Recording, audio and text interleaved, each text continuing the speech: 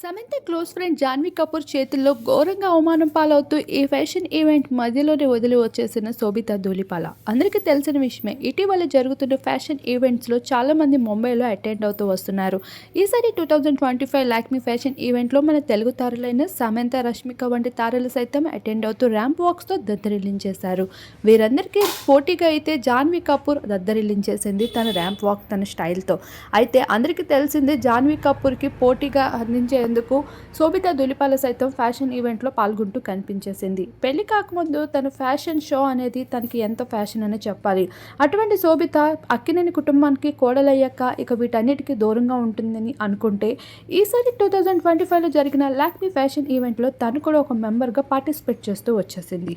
కాకపోతే ఇక్కడ మన తెలుగు హీరోయిన్లతో పాటుగా కలిసిపోయారు బాలీవుడ్ హీరోయిన్స్ అంతా. ఇక అంతా కలిసి శోభితా ధూళిపాలని బాగా ఘోరంగా ఇగ్నోర్ చేశారనే చెప్పాలి. ఆ ఇగ్నోరింగ్ని తట్టుకోలేకపోయిన శోభిత ఈవెంట్ మధ్యలోనే అయితే వచ్చేసింది తన రూమ్కి. ఇక అక్కడ కూడా మీడియా వాళ్ళైతే ఏమాత్రం వదిలిపెట్టలేదు. శోభిత వెంటే పరుగులు ఎడుతూ కనిపించేశారు. అది చూసి ఆఖరికి శోభిత అసిస్టెంట్స్ కెమెరా వాళ్ళని అడ్డుకోలేకపోయారు.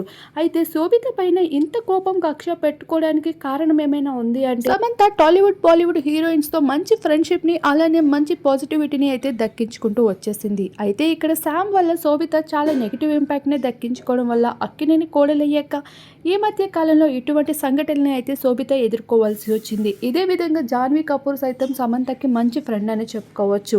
ఇలా వరుణ్ ధావన్తో ఒకవైపు జాన్వీ, మరొక వైపు సమంత మంచి ఫ్రెండ్షిప్ని క్యారీ చేస్తూ ఇలా వీరి మధ్యన కామన్ ఫ్రెండ్షిప్ అనేది చాలా గట్టిగా స్ట్రాంగ్గా బలంగా మారింది. ఈ విధంగా జాన్వీ కపూర్ అయితే ఈసారి శోభిత మనసుని కాస్త చిన్నబోయేలా చేసేసిందనే చెప్పుకోవచ్చు. మరి ఈ ఈవెంట్పై మీ అభిప్రాయం ఏంటి? కామెంట్ చేయండి.